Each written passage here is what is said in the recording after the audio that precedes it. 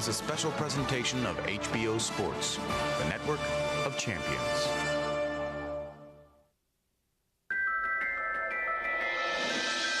Every time you count Evander Holyfield out, he roars back with a vengeance. An old man has no right to be fighting this way.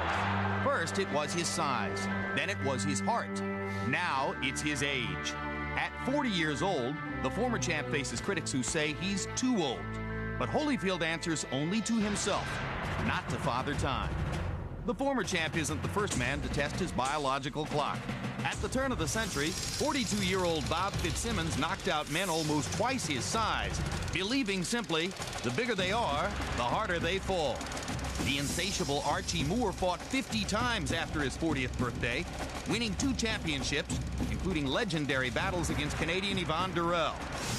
Sugar Ray Robinson, considered maybe the best pound-for-pound boxer of all time, and the rejuvenated George Foreman both found new life after 40. So some of the old power was still there after all. I can't believe it. But history has shown most boxers begin to fade in their 30s. I don't think Mercer can believe what's happening to him in there. And those who tempted this fate have risked tarnishing their legacy.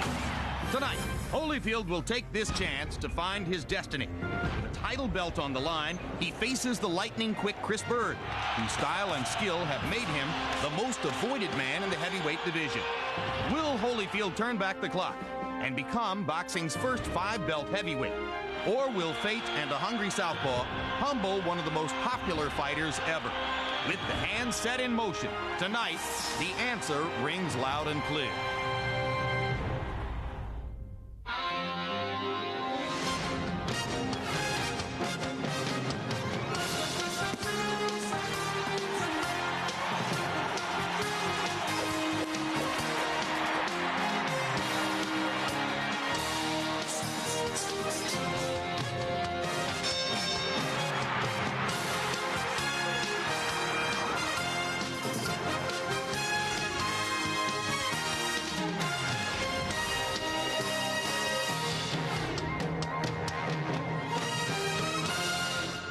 We're back at refurbished Boardwalk Hall in Atlantic City, New Jersey for tonight's edition of HBO's World Championship Boxing. Less than 1 month after Arturo Gatti's victory over Mickey Ward here, tonight we have Evander Holyfield against Chris Byrd. They are fighting for a vacant heavyweight title belt. Given the tortured politics of boxing, we can say this with certainty. Lennox Lewis, last seen in the ring defeating Mike Tyson, is the reigning heavyweight champion of the world. Roy Jones will fight John Ruiz for a heavyweight title belt in March.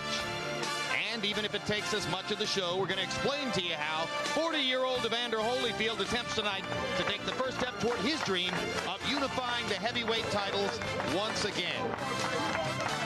Hello again, everybody. I'm Jim Lampley. We welcome you to this special year-end edition of HBO's World Championship Boxing. It brings to a close what has been a great year of boxing here on HBO in 2002. And in light of that, we want to invite you right now to participate in something which will come to fruition at the end of the evening. Our HBO.com/boxing website poll. You vote for what was your favorite HBO fight in 2002. Just dial on to HBO.com/boxing and tell us, did you like Gatti Ward 1, Lewis versus Tyson, De La Hoya versus Vargas? Do you have a write-in candidate to compete with those three? What was your favorite HBO fight in the year 2002? We'll give you the results at the end of the evening. Meanwhile, in a nutshell, here is the heavyweight title picture as quickly as I can give it to you. When Lennox Lewis defeated Evander Holyfield in Las Vegas in November of 1999, he held all 3 heavyweight title belts. Shortly after that, he was stripped of 1 belt by the WBA for refusing to fight their #1 contender, John Ruiz, an opponent Lewis deemed unworthy. Ruiz and Evander Holyfield have traded the WBA belt since then. Ruiz holds it now. He'll defend it against Roy Jones in the spring. Meanwhile, Lewis entered his fight against Mike Tyson this past June, still holding 2 belts, the WBC and the IBF. After his victory over Tyson, the IBF stripped Lewis because of his refusal to fight their #1 contender, Chris Byrd. Lewis said, among other things, that he didn't think the fight would be entertaining for the public. So Byrd and Holyfield will fight for that vacant belt in the fight you're about to see. Lewis still holds the WBC belt, still almost universally recognized as the heavyweight champion of the world. His plans in the immediate future have been thrown into a cocked hat after today he seemed to say that he isn't necessarily planning to follow the already established plan of fighting Vitaly Klitschko, then Mike Tyson, then Vladimir Klitschko. We're not sure what Lennox is going to do. We'll talk to him about it, we hope, at the end of the evening. With all that having been said, let's turn to the subject at hand. Evander Holyfield, with two-time heavyweight champion of the world and HBO World Championship boxing expert commentator George Foreman. George, fighters like Larry Holmes and Muhammad Ali held the heavyweight championship as boxer-punchers. Guys like Mike Tyson and Lennox Lewis will be remembered for a long time as great power punchers. What is Holyfield's legacy in the sport? Oh, you got to color him courageous. That I don't think there's been an athlete in any other sport as courageous as Evander Holyfield. He's going up against, no matter how big, tall, and better boxer, he's faced him and never offered any excuse. Courageous. The most courageous of all time. Brave Evander Holyfield. That courage will be on display once again tonight. Also working with us, as always, HBO boxing analyst Larry Merchant. Larry, Evander has said that he's going to continue campaigning in the heavyweight division. Regardless of whether he wins or loses tonight, does he risk tarnishing that great legacy that George has talked about?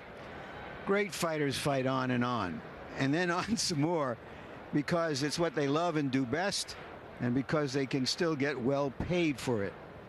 Brains will be addled, but the legacies and memories of those fighters in their primes, that can't be addled.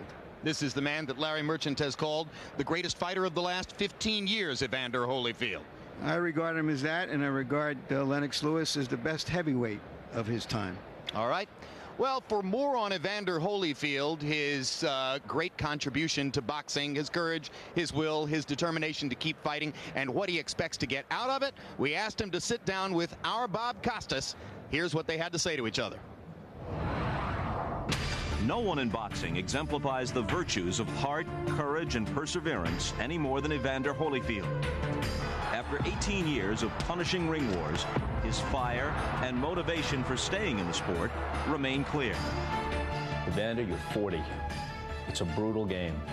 What keeps you going? My goal is to be the undisputed heavyweight champion of the world, and that goal was set in 1992 when I lost against Red Bull. I've been in the search of that goal ever since 1992. Holyfield became heavyweight champion in 1990 by beating Buster Douglas, the man who dethroned Mike Tyson. And in the years that followed, he went toe-to-toe with every elite heavyweight of the past 2 decades. Up to the jaw and turns things around again. Another left hook and a right. George Foreman, something of a phenomenon at the time that you faced him. No matter how much you rocked this guy, he was going to stand in there till the final bell. You know, I hit him with everything. One time I hit him with 18 unanswered punches, and he took it, and he was able to come back. He sold the people the idea. At 40 years old, you're still a human being. You still can fight if you want to. I won, but he won the people's hearts. Look at Holyfield. What a warrior. Reversing the tide of the battle. The champion now has Bo wobbling. The trilogy with Riddick Bowe, tremendous rivalry. 3 fights where everybody who showed up got their money's worth. He took 2 out of 3. Does that gnaw at you at all? Riddick Bowe is one of the bigger, better men that ever put the gloves on. He had good hand speed, good punching power, fight inside and outside. So to have 3 battles with him and for him to win 2, they don't take anything away from him. Lewis lands a right hand. Holyfield stunned against the ropes.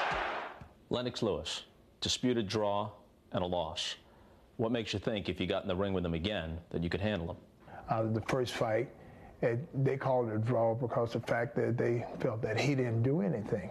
And when it didn't go his way, he acted like a baby, no interviews, just stormed out like a temper tantrum.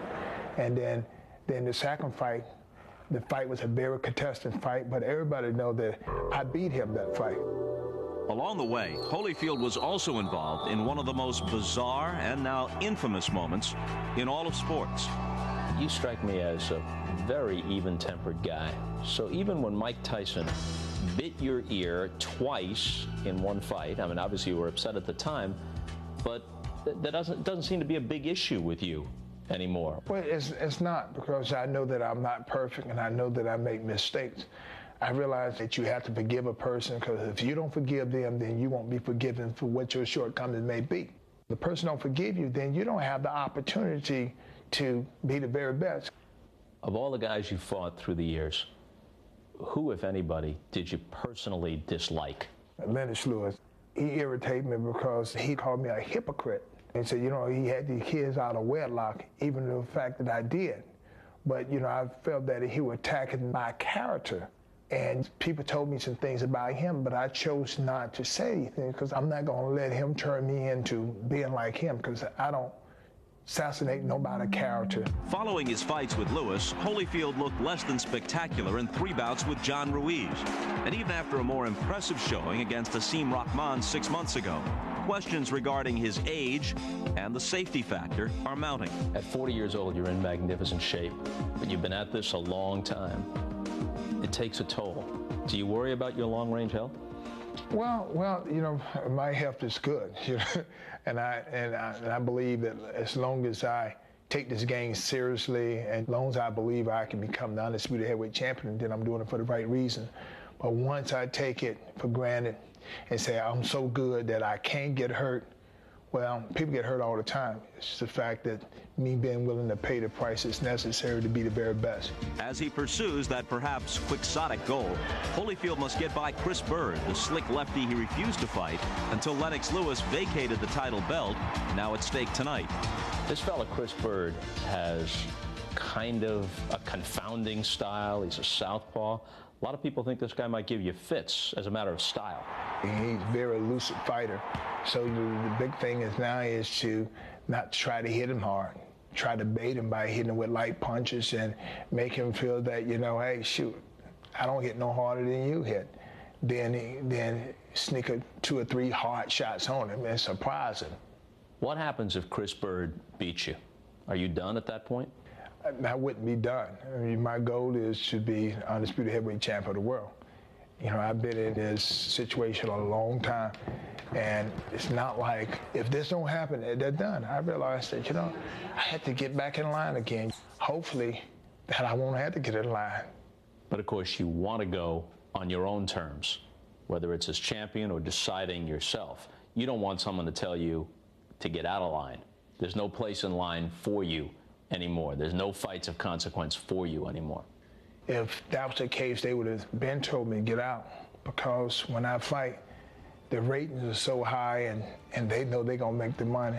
That's the reason why I'm on television today. If the people didn't tune in, I'm sure that they would have wrote me off, but they pay to see what they want to see, and I'm one of the individuals that they pay to see.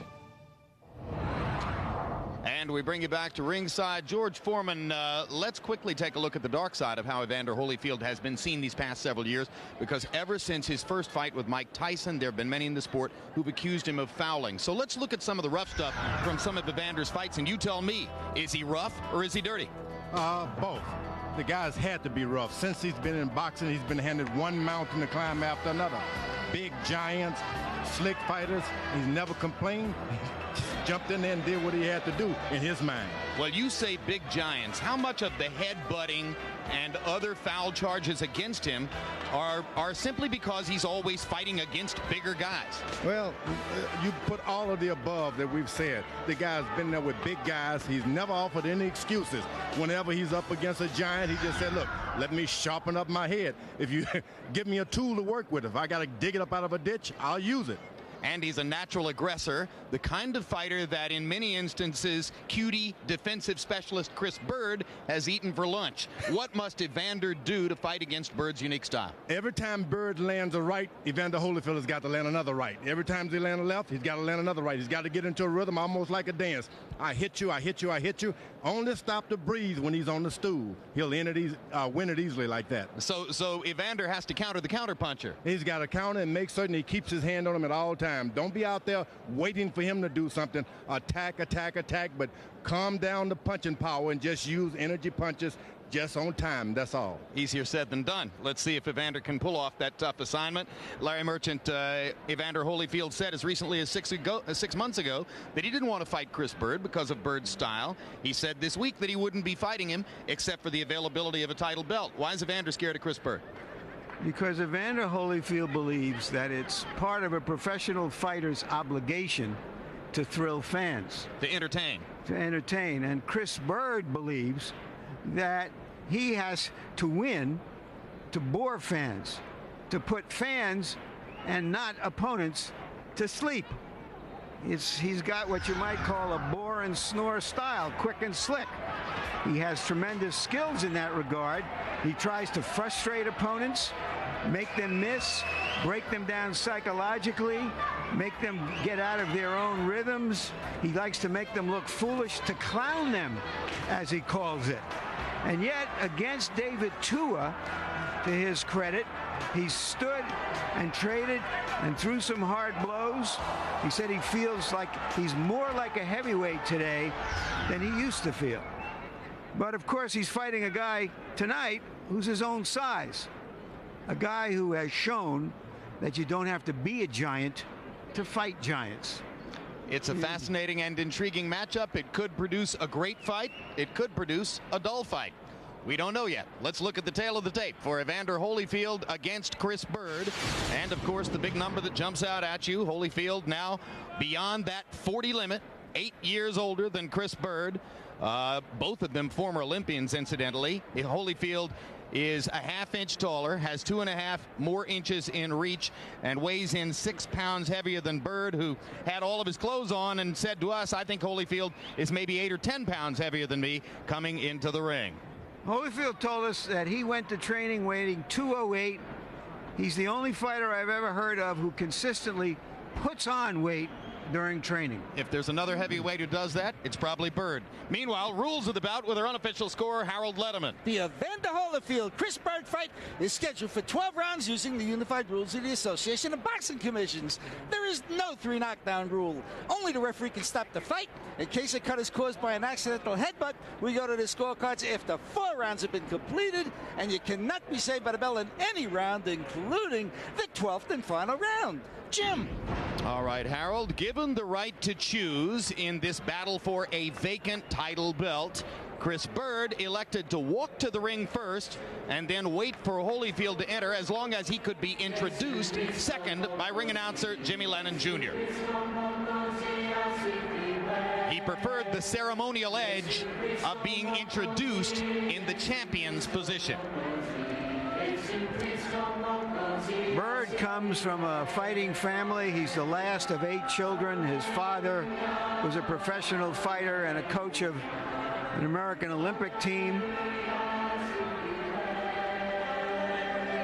And in fact, Byrd was on the 1992 Olympic team in Barcelona, where he competed for the United States at 165 pounds. And then, upon turning professional, said to himself, well, I won't make much money as a light heavyweight. Why don't I just go ahead and become a heavyweight? And added 35 pounds in weight to come up to this division. And because of his style, he's never been a gate attraction. You have to give him credit, at the very least, for some patience and perseverance to get to this point where he's finally making some serious money, a couple of $1 million. Beaten only by 2 explosive punchers, Ike Ibeabuchi and Vladimir Klitschko. So how explosive is Evander Holyfield at this stage of his career? Can he come into the ring and simply detonate Byrd, as did Ibeabuchi and Klitschko? For his part, Evander says, probably not. I'll have to fight a boxing match against him. And that is quite an admission. He put it in an interesting way. He said, you punch at the target instead of trying to punch through the target.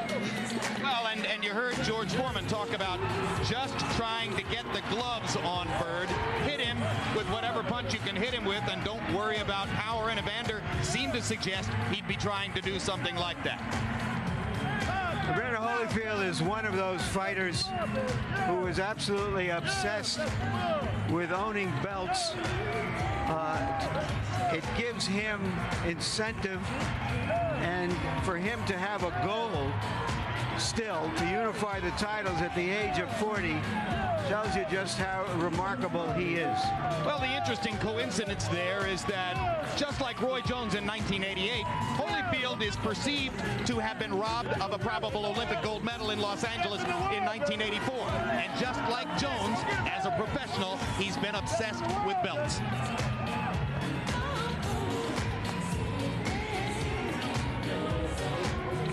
Fans in attendance, mostly here to root for the Warrior, wondering how many chances they'll get to do it in the future.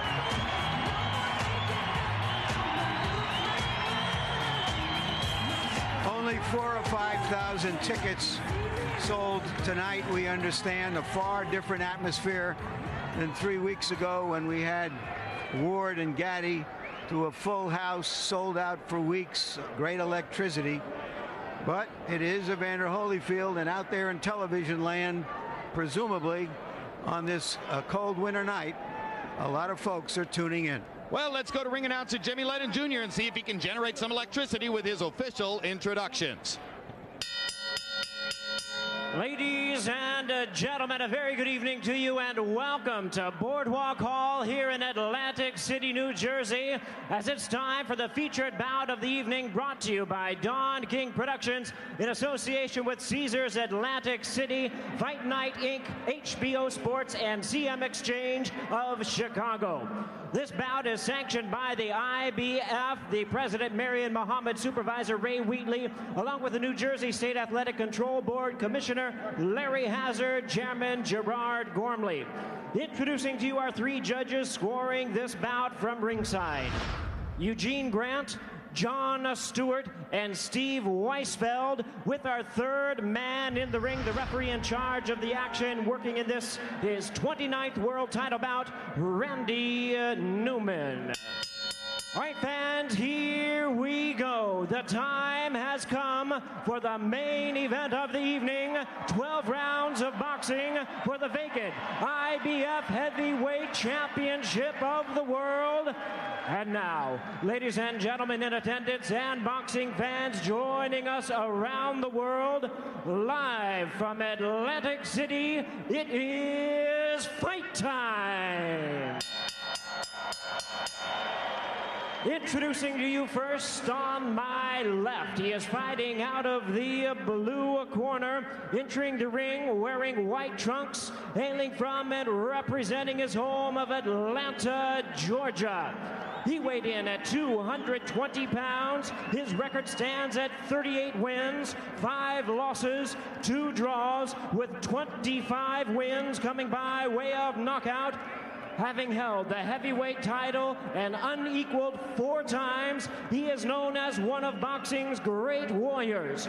Currently ranked the #2 IBF contender, here is the former undisputed cruiserweight world champion and the former 4-time heavyweight champion of the world, introducing the one and only Evander, the real deal Holyfield.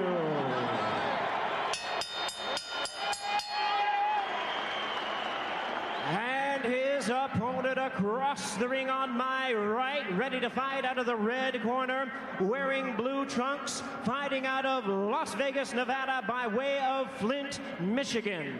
He weighed in at a ready 214 pounds with a record of 34 wins and 2 losses. He has 19 wins coming by way of knockout. Ladies and gentlemen, please welcome the former WBO heavyweight world champion, the current IBF #1 ranked heavyweight. Here is the classy top contender, introducing Chris Byrd.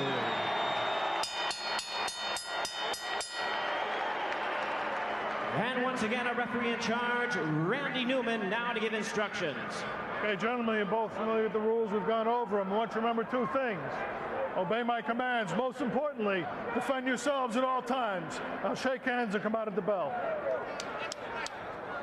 Many casual fans who don't know much about Chris Byrd, and even some serious fans who do, will be surprised, if not shocked, that at the last call in Las Vegas, Byrd is more than a 2-to-1 favorite tonight. There's more than 5,000 fans here tonight also. A lot more. A lot of paper in the house too, George. Crowd rising in energy as Randy Newman prepares to summon the fighters to the center of the ring, and here they come. If you haven't seen Byrd before, instantly see the southpaw stance. Holyfield has had 3 previous fights against southpaws in his professional career. 2 of them, of course, in the heavyweight division against Michael Moorer. Won 1, lost 1. Byrd, an entirely different kind of fighter than Moorer, though. Not a power puncher like the former heavyweight champ who was knocked out by George Foreman. Byrd has got to get in there and show sometime at some point or another that he can punch, stand up to these big guys and get a knockdown. Don't just be counted on to run and get out of the way and duck. That's what he should do tonight. Step up to the bat. Evander Holyfield has got to make certain that he don't allow this guy to move to his right. He's very weak on his right side. He seems not to be able to see shots over there. On Holyfield's right side. Holyfield's right side is very weak. So in other words, if Byrd moves to his left, he's going to the side where Holyfield has trouble defending himself. That's right, and Holyfield can't seem to, he's not lost coordination on that side for some reason. Meanwhile, Byrd starts out moving in exactly the opposite direction, rotating from left to right, and slams Holyfield with a straight left hand. That's good. Holyfield's got to get busy. You got to make certain this guy's elbows are never out overextended. Keep those elbows sharp. Taps you close. Byrd lands a straight left hand. Holyfield lands a left hook on Byrd against the ropes. Evander, for his part, says, I must focus on the body. When you miss against Byrd, you tend to miss upstairs, and it wears you out when you miss big shots against him. My idea, says Evander, go to his body and just try to keep my hands on him. But he's going upstairs and missing. Well, that's not so bad for him upstairs because Byrd is not that tall. He's been missing guys who are a lot taller. This time he's going to land a lot more shots than he normally does with the taller guys.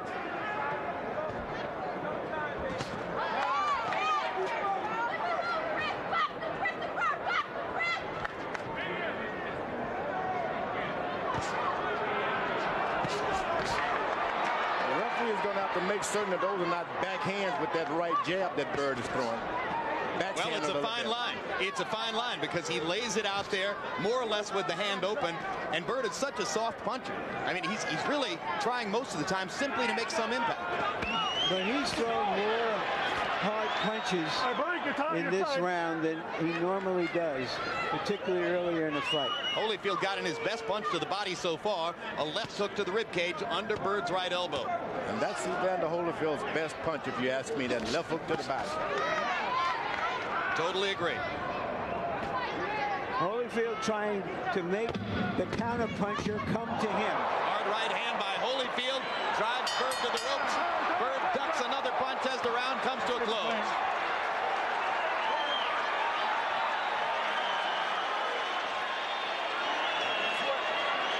That's what he's going to do. The last them suckers, he going to try to rush you. Keep him inside of the ring. He can't touch you out there.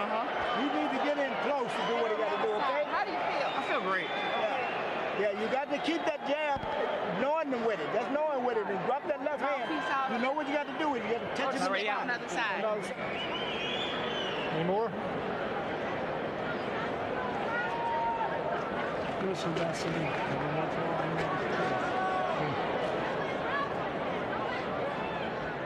Holyfield lands it right toward the end of the round. You wonder if that will influence the scoring of that round. Very difficult rounds to score. Incidentally, you saw Chris Byrd's mother and father in the corner with him between rounds. Brother Patrick also plays a role in there. Mother Rose, Father Joe, fixtures in the Byrd corner. CompuBox numbers in round 1. Holyfield only 6 of 29 by CompuBox estimate. Byrd 13 out of 47.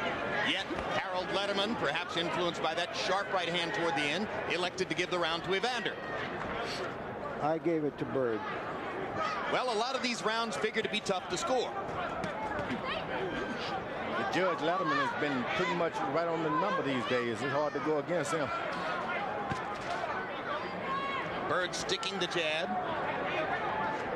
Holyfield still trying to determine exactly what he wants to do against Byrd. He's trying to make him come forward. Yeah, that's interesting, isn't it? Shot. And here comes Holyfield lashing out and hitting Byrd with the right hand to the chest. Yeah, elaborate on this, George, because it looks as though he's trying to lull the counterpuncher. Counterpunchers love to make you miss first, and then they hit you with something. That's what you got to do, is make them throw something, and then start countering on them occasionally, and you make them give it up. So Holyfield is purposely staying back and trying to lure Byrd to him. Right, counterpunchers love to duck. The best one will tell you, I'll do it. Let me duck first. A good straight left by Byrd that time. Yeah. Byrd popping and spinning, popping and spinning.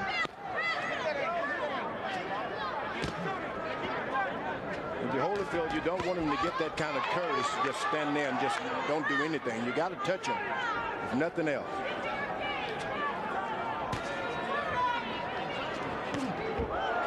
Holyfield short with the winging right.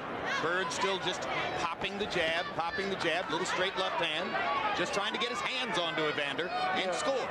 Byrd's corner told him, look, stay in the middle of the ring. He can't get you out there. And Holyfield needs that close to the ropes to land 2 shots to Byrd. Misses him if he's out in the middle, but if he's close to the rope, he's going to land that 1-2 combination. That was a rope, and he didn't do anything.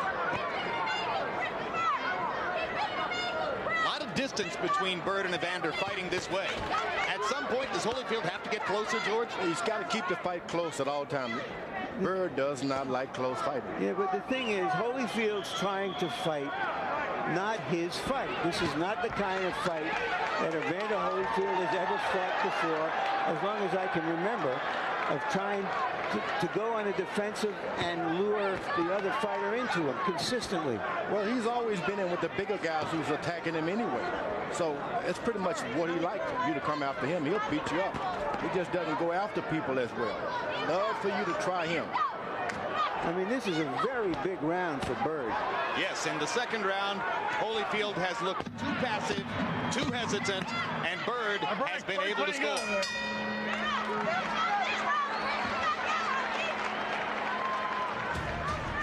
This Tuesday on Real Sports, Bryant Gumbel goes head-to-head with Martha Burke, leading the campaign to allow women as members at Augusta National, home of the Masters.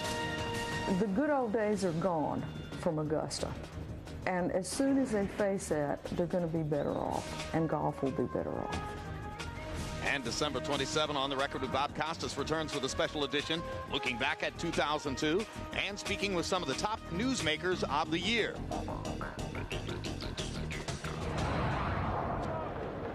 Serena and others. CompuBox numbers in round 2. Look at that. Holyfield throwing 14, and by CompuBox estimate, landing 1. That was the right hand to the heart. Byrd 21 out of 59, 36%.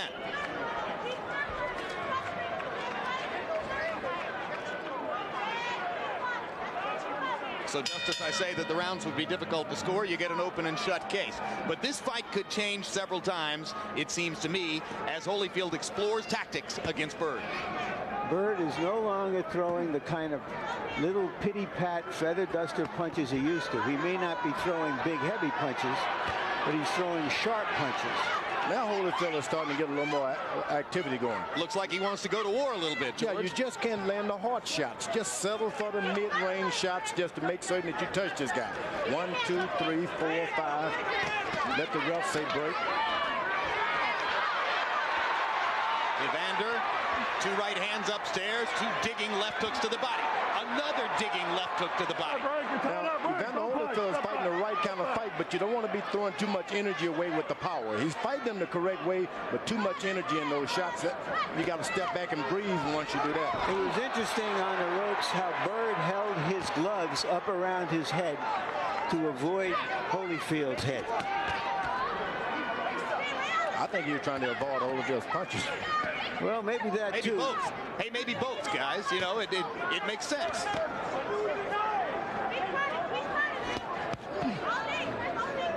Byrd himself said that he didn't want to focus in any way, shape, or form on the question of whether Holyfield butts. He'll leave that to the referee and just try to box it. Holyfield, as far as allowing Byrd to box, relax when he wants. Just can't do that with that. There's the first headbutt of the fight. There's a fight. Let's go. And Byrd turns to Randy Newman and says, do something. The old guy using his head.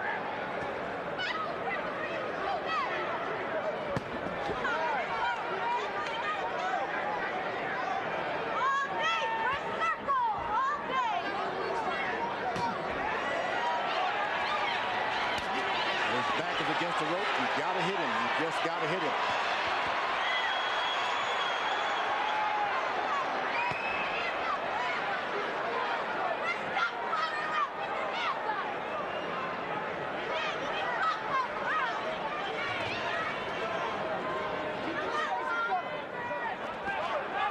Is this the kind of fight that Evander Holyfield was worried about when he said he didn't want to fight a guy with this style, George? Yeah, because this guy lifts his right hand up every now and then, doesn't do anything, keeps you ducking and dodging, and makes you look foolish once you decide I'm going to hit him. Good body punch by Byrd. Outstanding left to the belly, right in the center of the gut. Now Holyfield decides that whenever Byrd throws his right, Holyfield has got to throw his right. You just can't wait and try to jab with him. Make it a dance.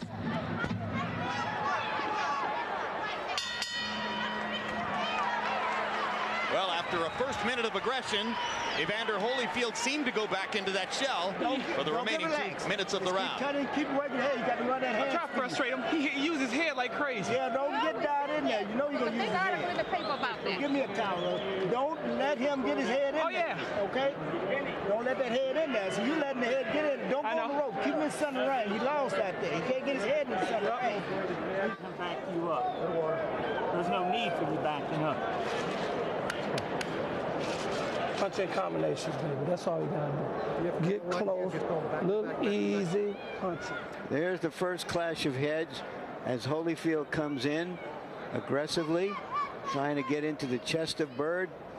And there's that straight left body punch by Byrd.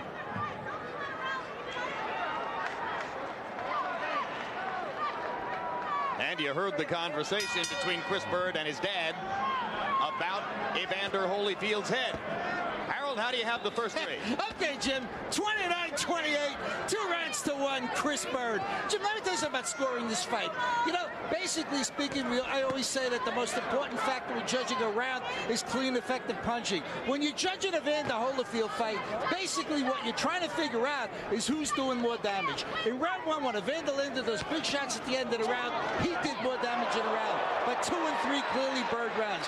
One other thing about the rules, you're not allowed to spin a guy. If you spin a guy and you hit him, then the referee should take away a point. Holyfield getting in another digging left hook to the body and getting Byrd's attention with that right-hand body shot as well. Byrd is real good at spinning, but he's not one of these foul guys. After he spins, he never tries to hit you. That's good about it.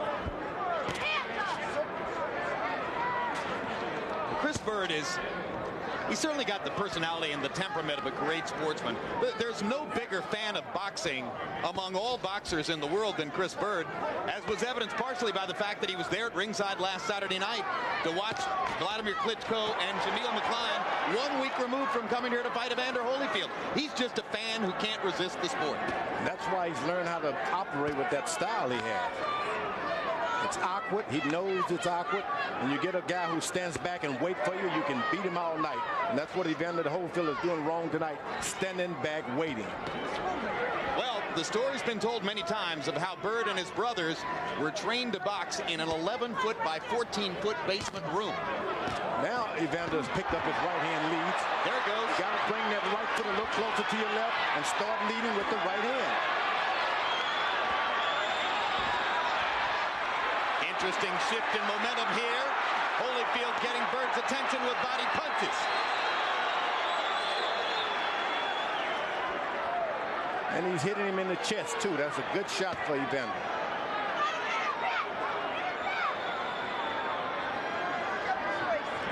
Evander's corners better tell him after those rough tell you to break, you got to be the first one to get back on the guy. Don't let him be the first one. Hard left hand from Byrd, hard right hand from Holyfield. Now Byrd popping the jab right onto Evander's chin. Very accurate punching there by Chris Byrd. And stiff jabs. Come in here.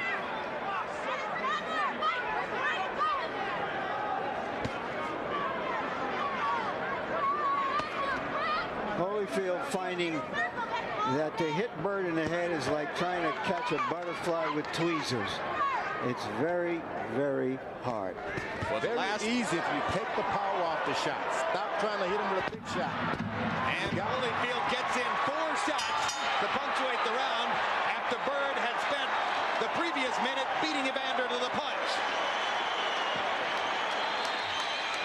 Tracy Byrd, wife of Chris, mother of 3, looking on from ringside, like her husband, huge fan of the sport. There's one of the Byrd progeny. Only one old enough to come to the fights. Looks worried.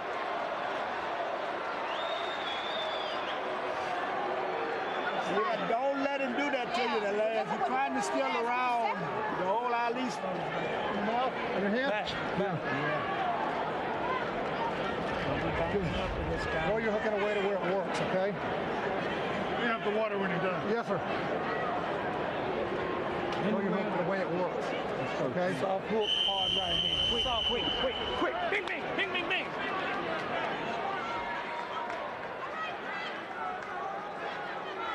Four tactical rounds in the books, all of them interesting. Ebb and flow, shifting tides of fortune. Evander Holyfield with a 12-8 CompuBox edge in power connects in that last round. Several of those connects within the last 10 seconds of the round. That referee is staying right out of the way. I like those kind of referees. Let the fighters make the shot. Well, it's Randy Newman, a former heavyweight himself.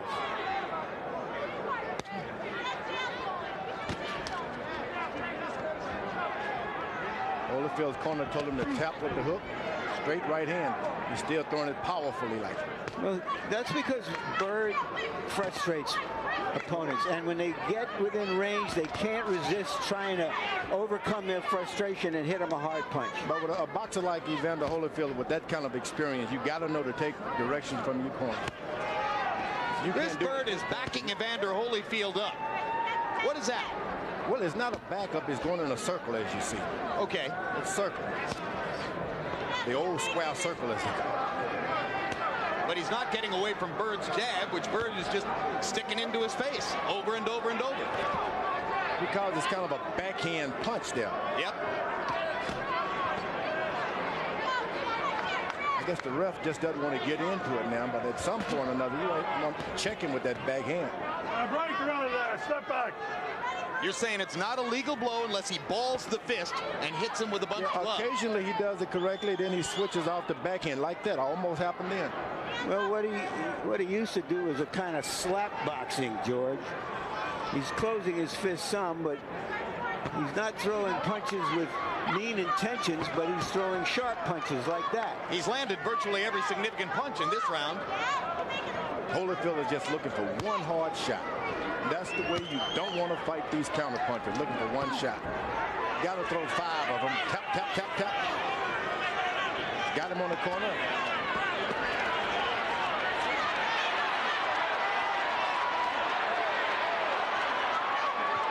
Right hand grazed Byrd. That one also a glancing blow. The body shots are landing. Now he gets a right hand in upstairs. Left hand to the body was a solid blow.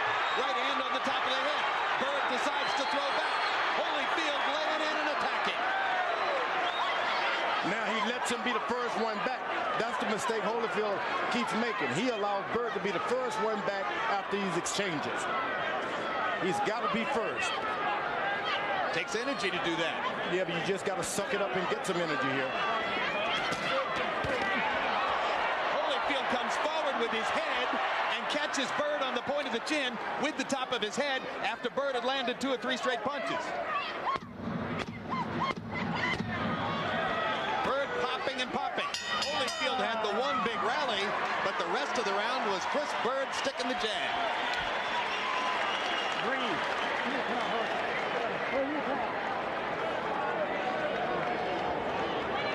Hit down and put the water in his head. Deep breath. All you gotta do is take charge. Be first. Be first. Little water. Just a little bit. Okay, no water.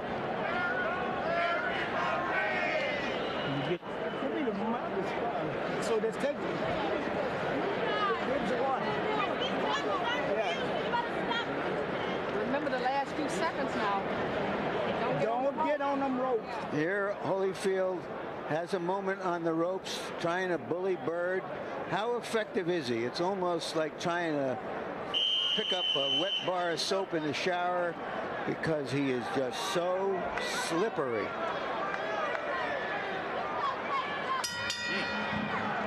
Box numbers in round 5. Byrd 19 out of 57. Holyfield 11 out of only 27. The heavyweight average for punches thrown around is 47. Holyfield hasn't gotten there yet or anywhere near it in any of these rounds as he hunts and pecks and looks for opportunities against Chris Byrd. And George, for a while there, you said he was looking to land one big shot. He's going against a guy who's made his whole career out of never catching that one big shot. And because he's in with bigger guys think, hey, I can beat you, you can't punch, and they go for the big shot. You got to just make yourself a little guy like he faced as a middleweight. Just imagine yourself as a middleweight and throw shots effective. Don't just try to throw them hard. You can't miss it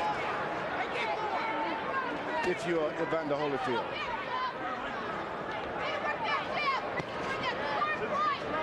You mentioned Byrd's only 2 losses. He himself says he made a mistake against Ike Biabuchi and got caught with a punch that he shouldn't have been hit with. But he says that Vladimir Klitschko noticeably shortened up his punches for the purpose of just connecting with Byrd, and he said that was a good strategy on Vladimir's part. Yeah, well, a lot of people were down on Vladimir Klitschko last week because of that disappointing fight against an opponent who didn't come to fight. But just imagine that he took 11 out of 12 rounds from Byrd and knocked him down twice and just beat him up badly.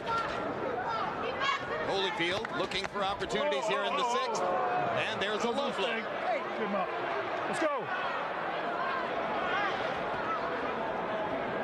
The ref is saying, I'll let you guys box, I'll let you guys fight, I'm going to stay out of the way, but don't go low, don't rabbit punch.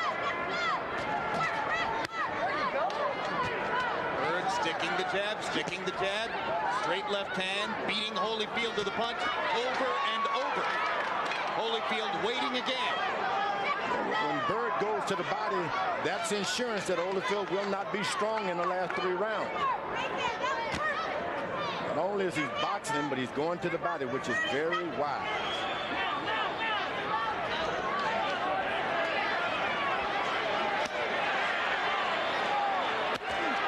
Holyfield lands a right upstairs as Byrd was whacking him with a left hook, or a left cross, I should say, to the head. One of the bigger punches of the fight for Holyfield, but he took punches in return to get it in. Holyfield's corner told him to be first, get back and be first. That's the first time he's done it. Fighting against a southpaw, Holyfield goes straight right hand, straight right hand, straight right hand. You can't miss it. Byrd goes straight left hand and shows that the opposite is true as well. Let's go. Through half this fight, Byrd has made Evander Holyfield look about 50. Hey, Larry, I'm 50. That's what I said. January 16 on HBO Latino. Look for the premiere of a new series called Boxeo de Oro, presented and promoted by the not 50 Oscar De La Hoya. This monthly boxing series will feature up-and-coming Hispanic fighters. The first show, Jose Navarro against Carlos Madrigal and Oscar Larios against Marcos Licona. And then January 25, World Championship Boxing is back. Welterweight champ Vernon Forrest, Shane Mosley's nemesis, taking on belt holder Ricardo Mayorga. Rough customer. Also, the long-anticipated fight between cruiserweight champ Vasily Girov and former middleweight champion James Toney. Saturday, Jan 25. That's our next HBO World Championship Boxing show. Halfway through 12-round fight. In the 6th round, Holyfield, by CompuBox estimate, threw 18 punches, and Byrd threw 61, landing 12 of 49 jabs. Harold, how do you have it through 6? Okay, Jim, 5 rounds to 1, 59-55, Chris Byrd. Jim, I just think he's jabbing him to death with that right jab. But I got to tell you something about the rules. George Foreman said something very interesting. You're not allowed to open the boxing glove, just like George told you.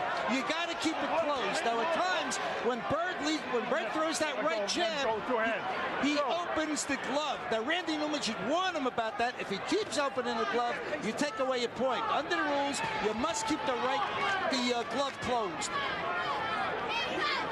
Well, you know, I think it's abundantly clear by now that Randy Newman isn't going to warn him for opening the glove, despite the fact that he continues to do it. Well, when it lands on Foreman's head, the glove closes. You mean on Holyfield's head? On Holyfield's head. And if he comes over, Sorry, George. If he comes over and punches Foreman, it'll probably close there too. Right, step back. Let me have this glove. Does this remind you just a little bit of Jimmy Young and you, George? I hate to bring it up, but Jimmy Young was a right-handed version of Chris Byrd. I think Chris Byrd is in a league of his own. That fight, George Foreman against Jimmy Young, was March 17, 1977 in San Juan, Puerto Rico. Memorable night. Launched George Foreman into the next incarnation of his existence, which was out of boxing for 10 years, and then he came back. What a story. Beat the devil out of me. Evander is allowing this guy to just relax and do whatever he wants. Trying to counterpunch you. You just can't do it. One of the discussions before the fight was reflexes.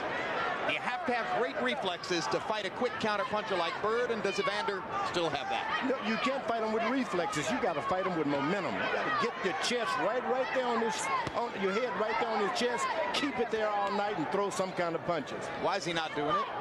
I don't understand. What kind of training has he had? No, I don't think that's it at all. I just think Evander can fight the big heavyweights because they don't move a lot. He can find a strategy against this guy. He just looks old. Just isn't there. You know, in a way, it's a heavyweight version of the lightweight fight we saw last week between Mayweather and Castillo. But it's more interesting because of the great personality and great fighter that Evander Holyfield is in America. And you're saying that just as Mayweather was too quick and slick for Castillo, therefore Byrd is too quick and slick for Holyfield. And he's even throwing harder punches than Mayweather did last week.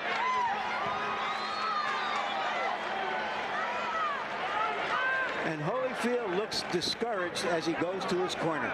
You okay? You got to get close. You got to get close and you got to punch. Those straight punches. Don't throw the hook. Straight in front of you. Bing, bing, bing. Get close and throw them straight. Tim, you let him know there's something wrong with his left shoulder. Don't do that. If you're going to do it, put it on the front. More water. A couple of things in Holyfield's corner. One, they're putting ice on his shoulder. 5-6 punches at a time. And secondly, he didn't sit down in the corner for the first time in the fight. What reason could there be for that, George? Second round, he hasn't sat down. Yeah. International feed for Don King overseas, being announced by veteran blow-by-blow announcer Bob Sheridan, also called the Colonel, and one Lennox Lewis, who accepted $1 million from Don King as step-aside money not to fight Byrd, along with a Range Rover, and as part of that deal is participating in honoring and being a part of the public presentation of the two fights that King has paired together, this and Jones-Ruiz. We'll try to talk to Lennox later. Round 8 begins with more Byrd popping at Holyfield from long distance, and we heard Don Turner, Holyfield's trainer, saying, you got to get close. You got to get close, and you got to have heart, and that's what he's losing now. Gone to his corner twice and hasn't sit down on the stool. Generally, when a fighter starts off sitting down on the stool and doesn't go back, something is wrong. He's discouraged. He looks like a lot of guys have looked in the late rounds after having been flummoxed by Chris Byrd. And now Byrd is starting to smile and laugh. Evander's turned southpaw. And that's what Byrd was smiling and laughing about, obviously. Yep, you're right. There's the southpaw stance. I don't recall Evander doing that. He probably has somewhere in his career. But this seems like an act of desperation. Gotten discouraged. Very discouraged. He's looking for better punching angles. He told us that he would hope that he could get Byrd to to square up shoulder to shoulder against him. That's only happened 2 or 3 times. Well, you saw what he had in mind. He tried to trick Byrd into range for a big left hook. It grazed or just missed Byrd, and now he goes back to his conventional style. If only Chris Byrd could punch, he could end this fight. For all we know, George, the fight may be over. What a feather it would be in Byrd's cap if a guy regarded as a non-puncher knocked out Evander Holyfield, who's regarded as having one of the greatest chins ever. And that's the way you fight these guys. Don't throw big punches, just win every round. That's what Evander should have been doing with Chris Byrd all along. Stop trying to win the guy, knock him out, win rounds. Byrd, from time to time, embarrassing Holyfield with his greater quickness in there. Has that backhand with that straight backhand again. I mean, slap backhand. As I said, he's going to get away with that. Randy Newman is not going to stop that.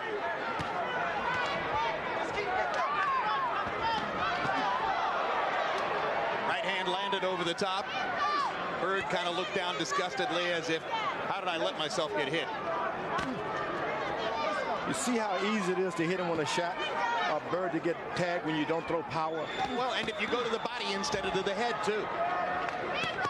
I don't think it's easy at all. Because if it would be easy, Evander would have found out a way to do it by now. He just does not believe in throwing little shots, Larry. He lands a right uppercut as Byrd gets brave and comes in. Holyfield momentarily landed the uppercut, but all in all, another one-sided, largely Byrd round, at least to our eyes. How you feel? You feel all right? How about that? Now you're going into the deep water now. So you got to really make him work. He done turned every way. He done lost everything now. He tried to go southpaw. He done got desperate now. You got so he getting the last desperate. You 3 have to watch seconds. a desperate fighter. Because he can punch. Don't wait for him. Punch. Bang. Bang. Bang. You gotta throw it. Make yourself a commitment to get You ain't close. got no game here if you don't. You gotta throw it. Get close and stay close. Stay close to him. This is Chris Byrd's version of a bird in hand. And the bird in hand for him is Evander Holyfield. Well, if it were a jabbing contest, they'd stop it. In the 8th round, Holyfield landed 1 of 11 jabs by CompuBox estimate. Byrd 18 out of 50. And you saw the numbers that showed that Holyfield, by CompuBox estimate, has landed only 3 jabs in the whole fight. Of course, it's hard to do it against southpaws. It's particularly hard to do it against this one.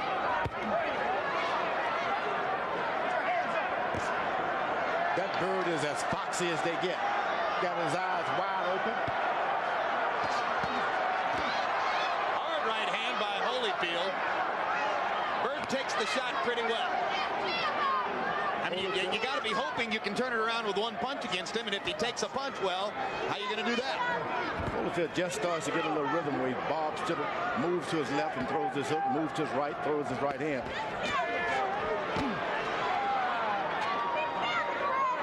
Byrd is just carving Evander Holyfield up like a Christmas turkey.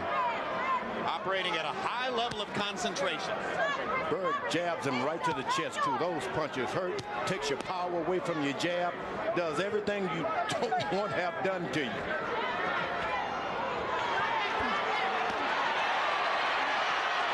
Holyfield finally gets him squared up. Lands one right hand, might have been partially blocked by Byrd's glove.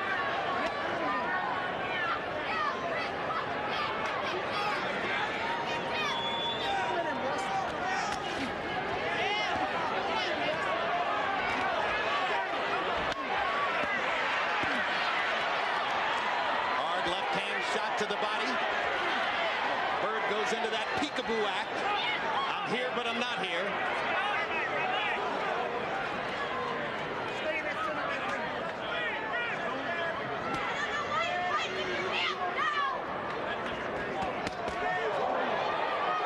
Holyfield is just trying to get in one desperate shot. That's all. No longer try to win. One desperate. When you get desperate like that, that's when you get hurt. I asked Evander if during their early days with main events he ever got into the ring with Pernell Whitaker. He said, no, he never actually tried to spar with Whitaker. That would have been too frustrating for him. He may feel after tonight as though he's been in the ring with Pernell Whitaker. That's right. Weighing in a little heavier there. Look at Byrd laughing and smiling at us as he pops Evander at the same time.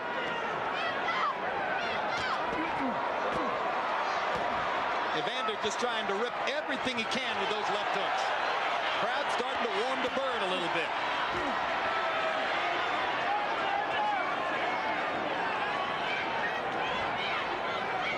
This guy's been allowed to rest all he wants. Chris Byrd said it would be an easy fight. So far, it is.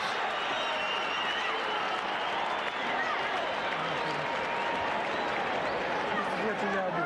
Every time you get close, you're in the ball game. You gotta punch him. You're gonna combination. Fight this guy with one hand all night long. You're gonna get your feet up there, get close enough so the shoulder don't hurt, and let him go. You don't have any time to wait. That's just the bottom line, brother. It's up to you. Whatever you do, we love you and respect you. Because you don't have any more rounds to give away. That's just all there is to it. Give away nothing. Right now, you need to think like an amateur, and you got 3 rounds to think like an amateur. 2 rounds left. That's right. Like you did in 9 minutes, brother. Come on. Come on, champ. Come on, champ. You know. Amateur. Do what you do best, man. Fight. Do what you Forget about it. Go for it. Forget about it. Go for it. CompuBox estimate in round 9. Byrd threw 52 jabs and landed 14, 70 total punches in the round. Evander Holyfield throwing a total of 27 punches according to CompuBox and landing 8. These numbers are mind-numbingly one-sided at this point. Harold, how about your scorecard? Okay, Chip, 8 rounds to 1, 89-82. Chris Byrd just jabbing him to death with that right hand. I wonder if the official scorecards won't be closer. You see Byrd is doing this, is jabbing this guy to his chest and in the side of his arms. So even his jab will not be effective anymore. He's taking everything away from Evander Holyfield. Power, discouraged him, and everything.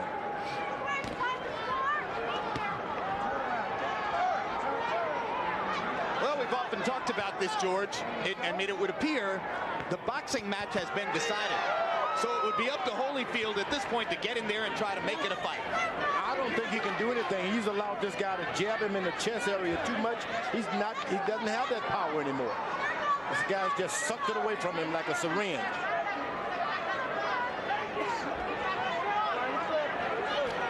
If he'd only been just throwing headshots, it'd have been a different story. Holyfield trying to sledgehammer Byrd with body shots. Hit him low. Let's get him up. And Randy Newman says you hit him low. Hey, watching what you're watching here, George, do you suspect Lennox Lewis didn't want to fight Byrd solely because he thought the public wasn't interested in the fight? Or do you suspect he wanted to stay away from that style? Yeah, well, it's been the whole history of boxing. Stay away from southpaws, who can box. This is something odd to have one of these guys in a title position like that. The other side of it is that if Chris Byrd goes on to win this fight in what could be a virtual shutout, he then becomes a more important potential opponent for Lewis. Remember, the big guys are the ones who have given Byrd the trouble. He was behind 7 rounds to 2 to Vitaly Klitschko when he retired with a shoulder injury. He lost 11 out of 12 rounds to Vladimir Klitschko. Manny Bayabuchi, who scored a KO over him, was 240 pounds plus himself. Right hand grazes Byrd. Holyfield digs the left hook to the body. His very best punches have been his left hook to the body, and that follows the book. It's been Evander's best punch his whole career. Byrd just knocking him back with straight punches again. Evander trying to counter with one big shot.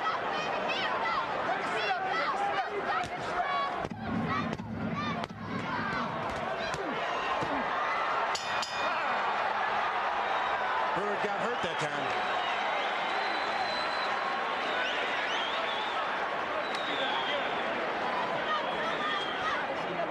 Don't let him do that to you. Don't let him do that.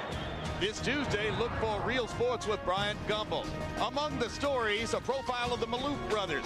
I'm reading here. They're rich beyond belief. They own one of Las Vegas's hottest casinos, plus the Sacramento Kings, and they're bachelors to boot. What is it, a bachelor segment? No, it's Real Sports. December 27 on the record with Bob Costas returns with a special edition, looking back at 2002 with some of the year's newsmakers. Serena? Do you want to act? Yeah, I've been actually doing a lot of acting. I have a Hollywood agent. I'm really serious. I have a coach. I know everybody's laughing. I'm just laughing because you're laughing.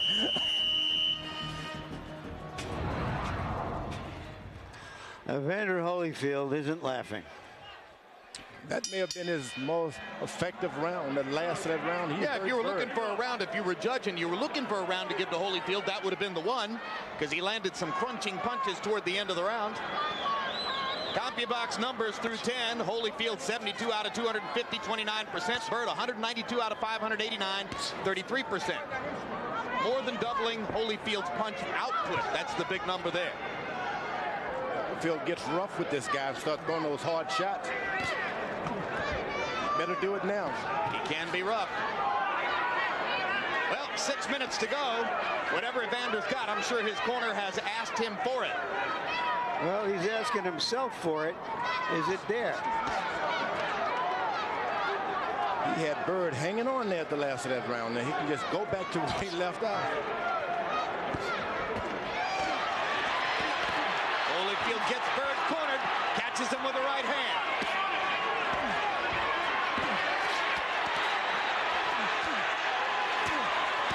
Trying to detonate Chris Byrd. The way a big puncher like Ivanucci did when he caught him on the ropes in Tacoma.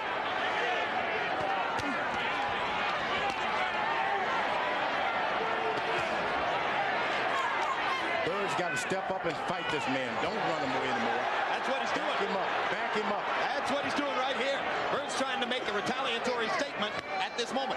And I think if he just put together some hard shots, he'll be happy about this round. Just put some power on him. Make him respect you. If he doesn't respect you, make him respect you. Well, Evander has emerged from his discouragement and has gone back to fighting up tempo, so it's up to Byrd to try to reintroduce him to that discouraged frame of mind. That's what you got to do, but put a little power in there. Combination.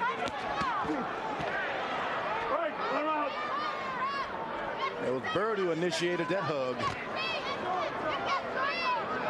I know you're rooting for Evander, George, but he's a no-hooper right now. Get back, Evander. Who are you rooting for, Larry? I'm just looking at the fight. All right, then.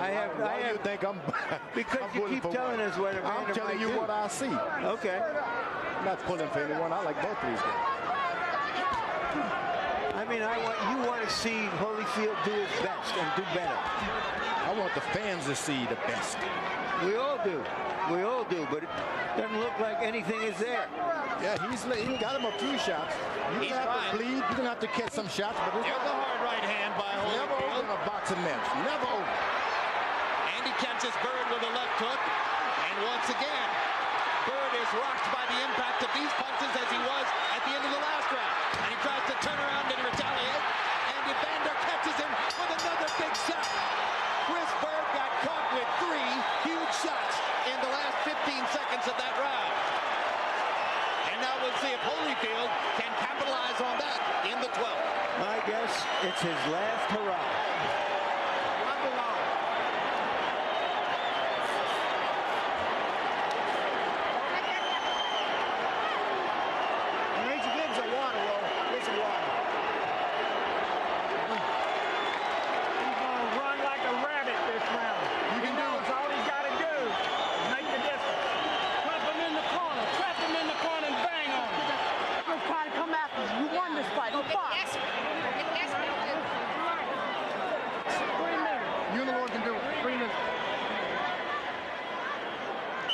There he is, tired, desperate, almost on his last legs. Still Evander Holyfield. He's not going to leave anything outside the ring. He's going to put it all out right in here. Holyfield managed to throw 48 punches in the 11th round. That's his biggest output of the entire fight. Byrd threw 81. Harold, how do you have it through 11? Okay, Jim. 107, 102, 8 rounds to 3. Chris Byrd. Jim, I thought Evander did enough to pull out rounds 10 and 11. Maybe I was being a little bit generous in the 10th, but certainly Evander wins with rounds 1, 10, and 11 on my card. Chris Byrd, all the others. Chris Byrd, basically because of the fact that he gets off first, like you see here, clean, effective punching. I have him 9 rounds to 2. Well, you heard Don Turner between rounds saying to Evander Holyfield, catch him in a corner. He wants to catch him in a corner and mug him. That's not an easy task. This guy moves. Byrd even think moving. After the last 2 rounds, though, Byrd finally knows he's been in against Evander Holyfield. Prior to that, he might have had some questions.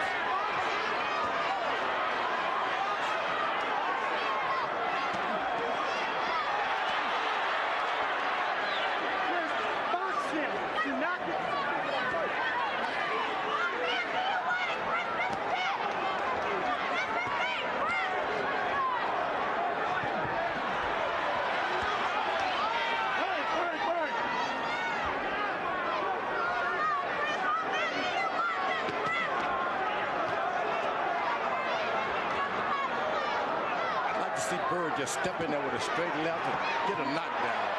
So I'm in the heavyweight picture. Lennox Lewis couldn't knock Evander Holyfield down. It'd be shocking if Chris Byrd could.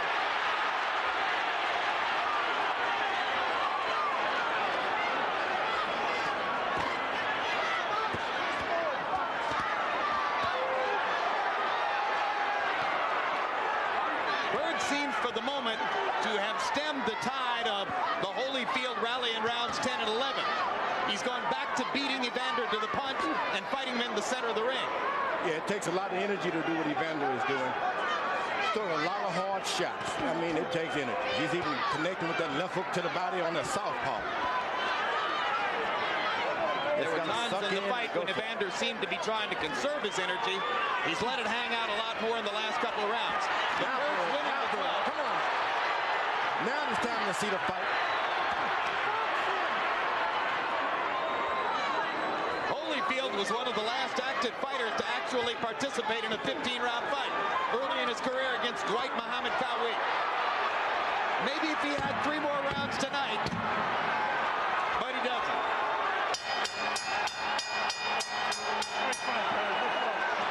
He didn't end the fight running away, Byrd did. He ended the fight fighting.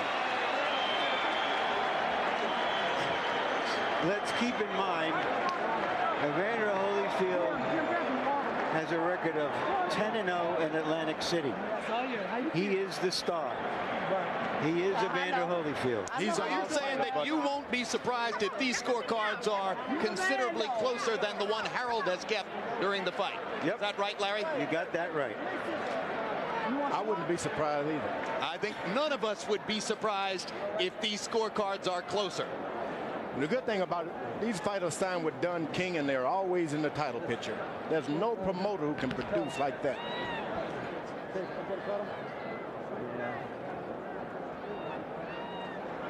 A look back at highlights from throughout the fight. Chris Byrd's effective aggression as continually he stepped forward, threw the jab, beat Evander Holyfield to the punch, made Holyfield respond to him. Far more frequently did Byrd dominate the action at center of the ring than were the occasions when Holyfield was able to get him to the ropes, make him square up, and fight his fight. But it did happen sometimes. It was a good fight also. Fun fight to watch. It was a fun fight. One guy boxing, the other guy trying to slug it out. That's what makes for good boxing matches.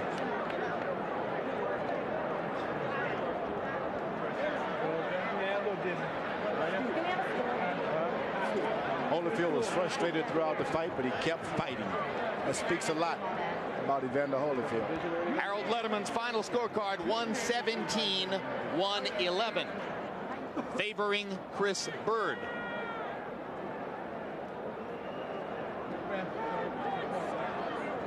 That means 9 rounds to 3 favor of Byrd. So Harold gave Holyfield the 1st, the 10th, and the 11th, and all the remaining rounds to Byrd.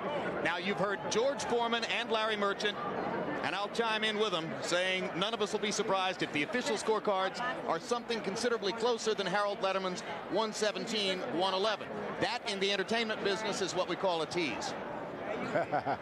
But Holyfield ended a lot of those rounds really tough. Last 10 seconds trying to steal the rounds like Muhammad Ali used to do, his Bird's corner said. All right, George, let's find out who won the fight. Jimmy Lennon Jr. with the official decision. Ladies and gentlemen, after 12 rounds of action, we have a unanimous decision. Here are the score totals. Judge at ringside, John Stewart scores about 116 to 112.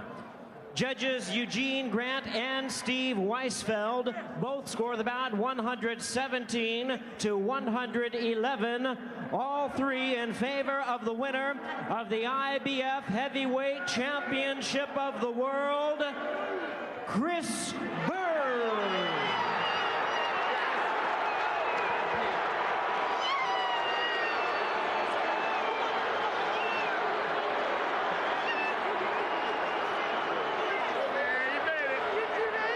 So the judges do see the same fight Harold Letterman saw, and Chris Byrd gets his well-deserved victory over Evander Holyfield.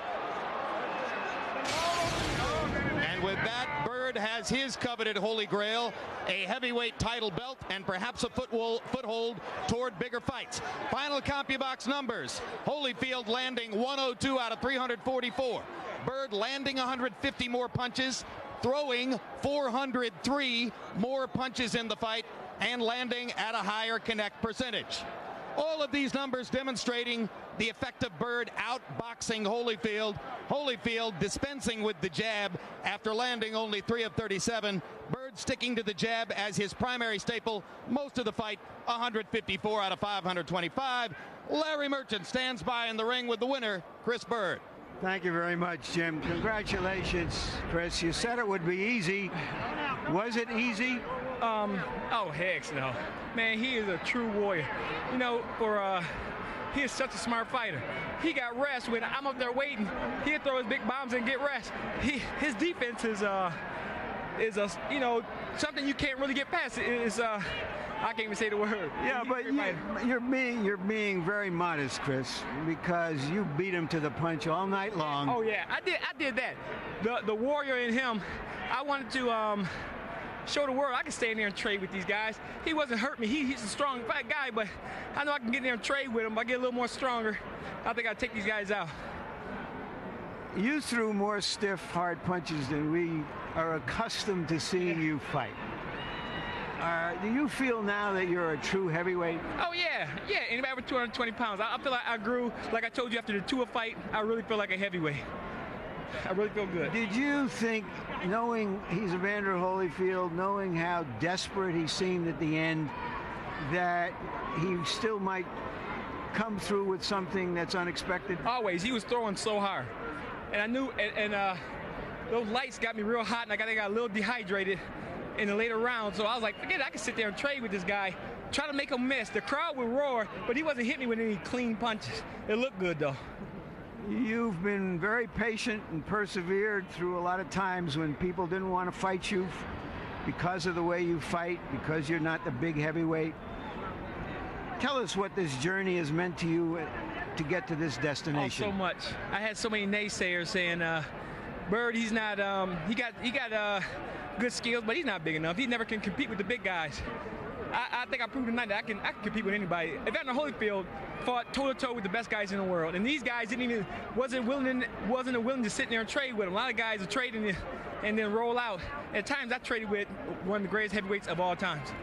So it seems you feel proud not only of your victory, but the way you fought him. Oh yeah, I got in there and fight for once. I got something you won't dog me out on. I got in there and got the kind of fight that the crowd paid for at times, and at times I used my boxing skills and just got around them. Thank you very much, Chris Byrd. Thanks, congratulations my Lord and Savior, again. Jesus Christ. Amen. All right, Evander Holyfield. Thank you, Evander. whenever the fight you've been in has gone to the decision, you've said, well, it's up to the judges. I have no control of that. Did you feel tonight that you were beaten in this fight? Personally, you know, I like to thank the Lord, and you know, I do think that he scored more punches, whether it was effective or not, but he was able to keep me off balance about, you know, holding his hand out there a lot, and I wasn't able to get to him close enough to be effective like I did in the last few rounds. You said before the fight that the secret to fighting him is to just throw punches at the target instead of through them. Yeah. But do you get so frustrated that you feel you got to get him with something and you got to wing something hard at him? Well, not really. It just, you know, I get in this fight and it's, you know, hurt my left shoulder, and I couldn't measure him up because I couldn't use my left hand. When did that happen? Yeah, you know, after the first round, it was just like, well, you know, you pray and I can go to the body, but I just couldn't lift it up to go ahead. I like to throw left hooks. That happened when you fought another southpaw, Michael Moore. Michael Moore, you know, and I realized that, you know, well, you know, he allowed me to, you know, to get clean shots because I was able to counter at time that I made him feel that he can come in. And so every time we got in a fight, I would be able to get the best. But, you know, he had a good corner to tell him to box. And, you know, along that he would box, even though it wasn't hurt, he just... But he was beating you to the punch, and he was throwing more stiff punches, if not really hurting punches, than perhaps even you expected. Well, you know, it kept me at bay. And, you know, because anytime you don't have a lead hand to set up to throw the right hand, you're off balance a lot. And I found myself off balance a lot. And, you know, he was just able to just throw the punches that was necessary to. Do you think he made you fight your age tonight, or is it just his peculiar style that made you that way? Well, you know, styles make fight. And, you know, just like no one wanted to fight him because he do have a very elusive style, and I wasn't able to be aggressive as much as I need to make him fight like the last 3 rounds. So can we assume from what you said before the fight, from what you're saying now, that the goal of still becoming heavyweight champion is still there and you will continue to fight? It's still there, and my goal is still to be the undisputed heavyweight champion of the world. Thank you, Evander. Back to you, Jim. All right, thank you very much, Larry Merchant. Well, you wondered about Evander during the fight. You seemed to feel like something was missing. Is the hurt left shoulder a plausible explanation for that? No, there's no explanation. He lost fair and square, but the guy was jabbing him on that left shoulder, kept jabbing him under the heart. And you think you've lost your shoulder, but it's actually you've been taken out of the fight and not even aware of it. But Chris Byrd, slick as they get. Yeah, no, but Byrd believes that he's improved in his wins over Tua and now over Holyfield. Would you give him a shot against Lewis and the other bigger fighters in the division? He's elusive enough to avoid those big punches. Somebody's going to have to come out with a style just as dynamic as he is, one way or another. Nobody's come up with it thus far. Lewis do better to go for the big money fights and leave this guy alone. He doesn't need him. And that seems to be what Lennox is leaning toward doing. Larry, your final thoughts on Chris Byrd's conquest of Evander Holyfield before we move forward to some other business in the telecast? Well, it's not a sentimental game in the ring. In the ring, you got to be able to do it. The truth comes out, and a fighter like Chris Byrd will expose an older fighter. And Evander Holyfield has only won 2 of his last 7 fights. Maybe at age 40, his tour of duty near the top of the division is finally over. Meanwhile, 3 weeks ago when we were here for Ward Gaddy, that was our 500th championship prize fight on HBO. Apropos of that, we thought we'd look back at some of the excitement from the 500 thrills we've had over these 30 years of covering boxing at HBO. Round 1, the heavyweight championship of the world. Classic one-punch knockout. What a great fight. Hard right hand by Vargas. Landed flush. And now Oscar's back is against the ropes again. And Vargas takes over. A classic pitch battle. It happens. How do you like it? Good evening, everyone. I'm Don Dunphy at ringside. With me tonight, the well-known writer and broadcaster, Larry Merchant.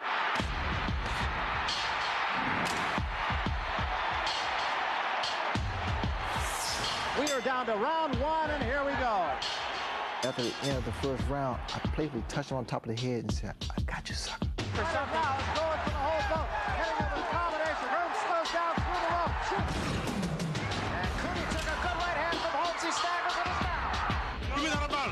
That's the one I mixed. Guayo's in trouble. Guayo in big trouble against the ropes. Pryor going for the kill. Guayo's helpless against the ropes. This is still the first round. I started jumping. Man, I was trying to hit him with everything. In order for you to knock me out, you better hit me with that ring post because I ain't going nowhere. Right hand sends Hearns. He doesn't know where he is. He's gone. He's gone.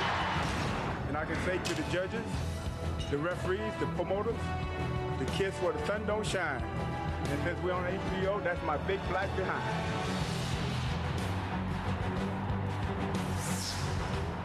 If you want to be the champion, if you want to take my title, I think you got to come and take it. He said, fight me like a man, little bitch. And I said, no. How do you like it? How do you like it? Oh. Do I look knocked out? Do I look like I'm wobbled? Well, you only have to be knocked out for 10 seconds. I wasn't knocked out. I wasn't knocked down.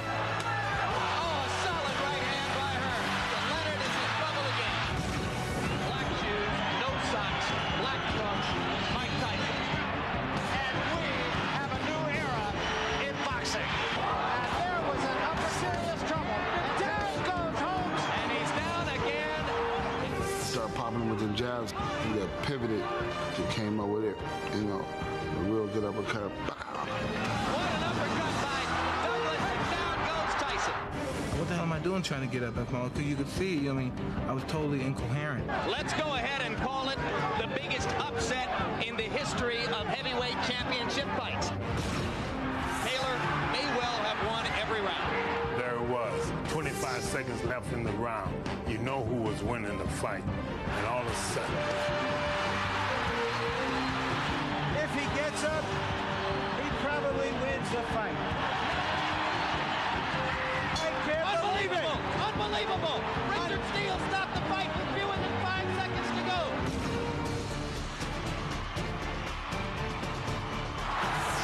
Bo stuns him with an uppercut. The champion struggles to stay on his feet.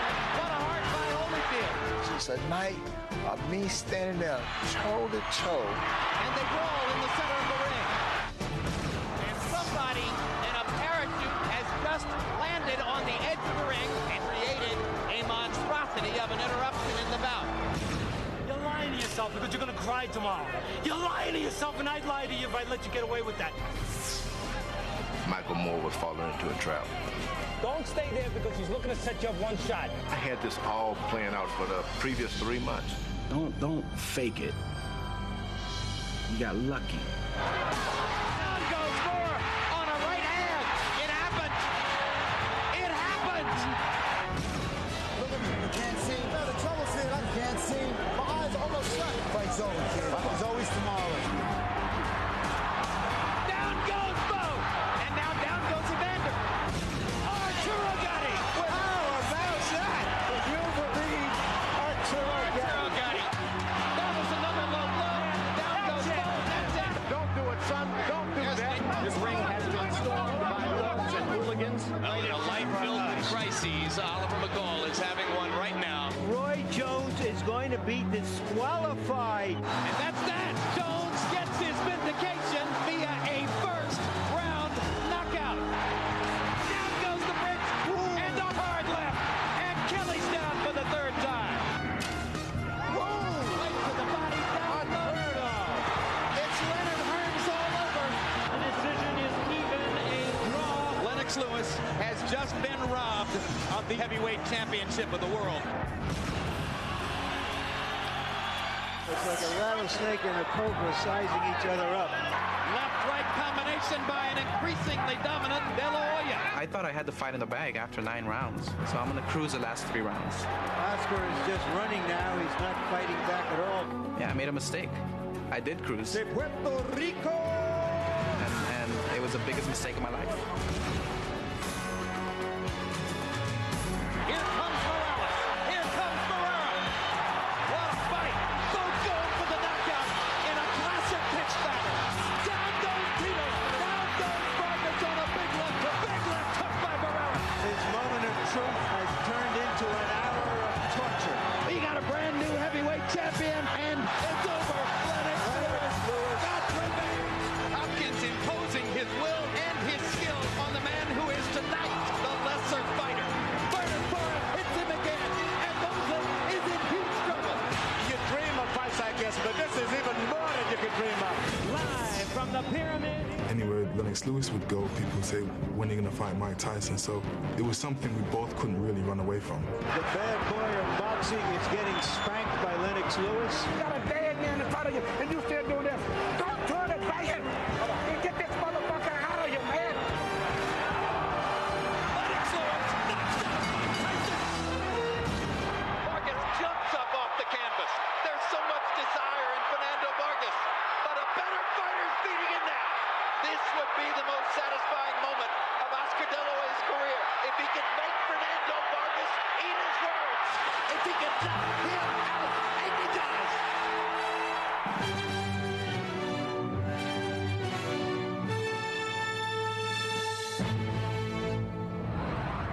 What a set of thrills. Well, George, aside from watching yourself knock out Michael Moore, which is my favorite highlight, of course, what did you most enjoy there? Anything and everything that has Sugar Ray Leonard in it, it was real sweet. Makes you smile, huh? I love what he says about the Hagler fight. Larry, your thoughts? 25 years of great stuff. I'm looking ahead to the next 25 years. Yeah, well, may we all live that long. I'm looking forward to the next 25 days until we have another boxing show on January 25. Meanwhile, let's see if we can get the man whom Don King now calls the Emperor into position here. Don, you got the Emperor with you? Got the Emperor with me. There's the Emperor. All right, and the Emperor is the heavyweight champion of the world, Lennox Lewis, who made all of this possible tonight. Yes, he did. By letting the IBF belt go to the wayside rather than to fight Chris Byrd, and giving Byrd the opportunity to fight Evander Holyfield for the belt. What'd you think of the fight, champ? I thought Chris Byrd did a great job. You know, it showed the youth. Evander Holyfield was a bit tired in the end. He showed the youth. He showed a unique style. Evander Holyfield has never seen a style like that, so he found it very difficult. Evander was throwing some heavy shots, trying to get him, trying to hurt him, but you know, he was using up a lot of energy, which affected him in the end of the fight. Why in the world did you decide to relinquish a title rather than to fight Byrd when most everybody thinks you would have been heavily favored to beat him? And did his performance tonight give him any better chance at fighting you down the road? Absolutely. Like I said, he had a great performance. You know, I chose not to fight Byrd because I didn't feel the public was interested in it. You know, you can't move from a Tyson fight and all of a sudden come down to fight a Byrd, which the world wasn't really too interested in. All right. Evander, just this question, Lennox.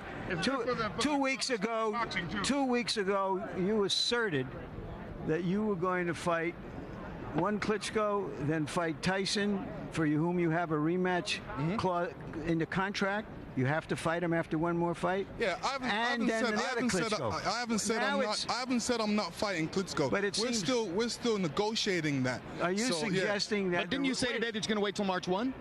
No, that was a misquote. Okay. All right, so you're not going to wait till March 1st to decide your next opponent. It's still possible you'll fight in the spring? Yeah, we're still talking about it. All right, so can I take it that the first offer you had from the Klitschkos was not in the high ozone that you want offers to be? No, it wasn't. Is this guy getting you, trying to get you to do something else? Well, let him tell you for himself. What do you want him to do? I think that the fact of the matter is that Lennox is the emperor of boxing. He's a breeder part above all the heavyweights. He sets his own tone. They don't have to set a tone for him to say what the Klitschkos offer him. He will make a position, and we will make that position very shortly, and we will tell the Klitschkos or anyone else, whoever wants to fight him, we will be there to fight him. Just this, Jim.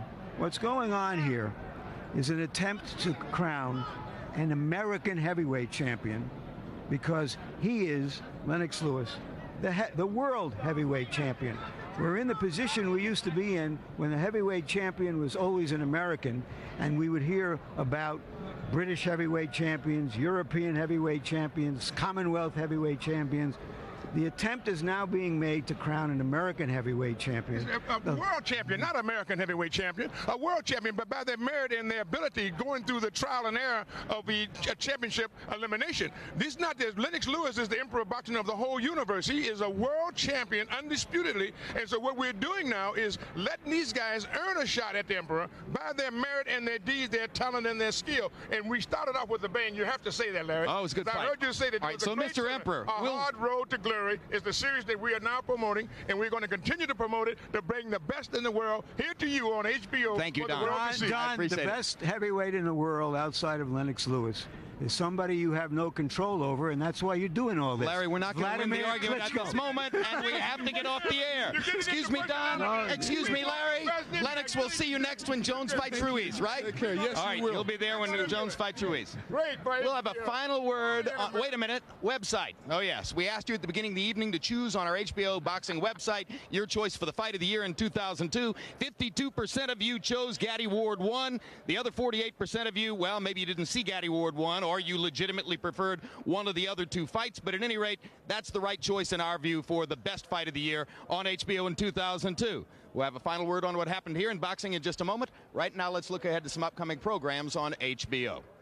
The biggest names. Wayne Gretzky, Howard, Shaquille O'Neal, Lorraine Bracco, Reggie Miller, Jennifer Lopez, Andre Agassi, Samuel L. Jackson. The boldest questions. Should Michael Jordan have come back? I don't think so. What are your thoughts on Anna Kournikova? She's very famous because you guys keep talking about her. Shut your mouth and let me answer the question, all right? How close do you come to popping me? And now, an all-new On the Record 2002 Special Edition. Exclusive access and insight with Tiger, like you've never seen him before. Serena, 3 straight Grand Slam titles. I haven't really done anything yet. Maybe if I win another 10 Grand Slams, I'll have done something, but not yet. Bernie Mac, the king of comedy. Lakers are not the best ever. Wilkes would have ate Kobe up. Jamal Wilkes would eat him up. And the roster rocks on.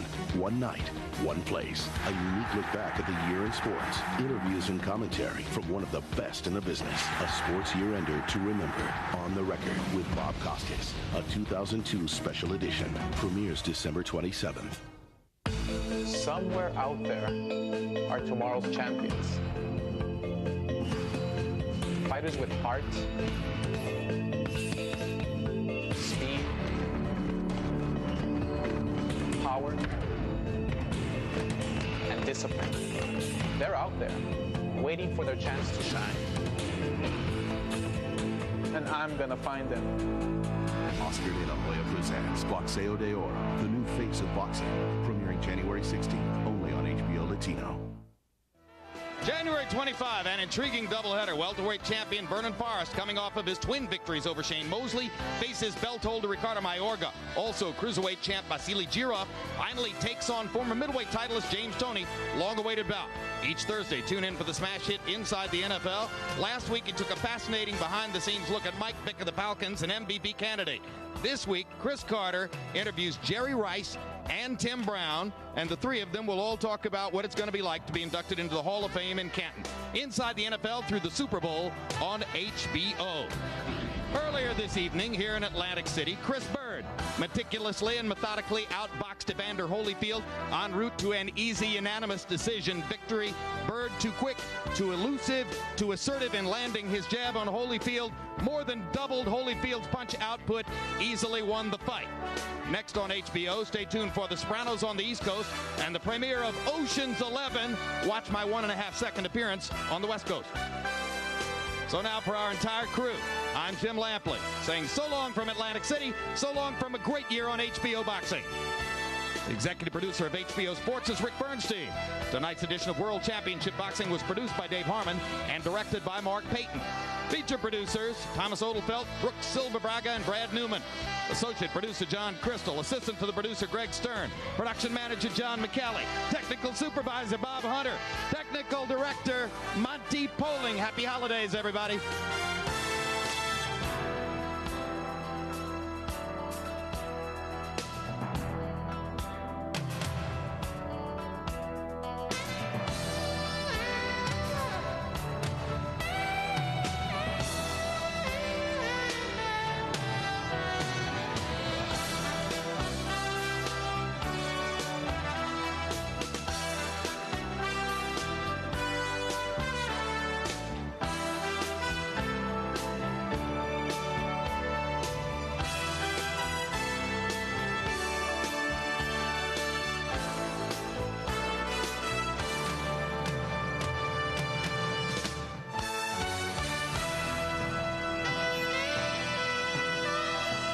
This has been a presentation of HBO Sports, the network of champions.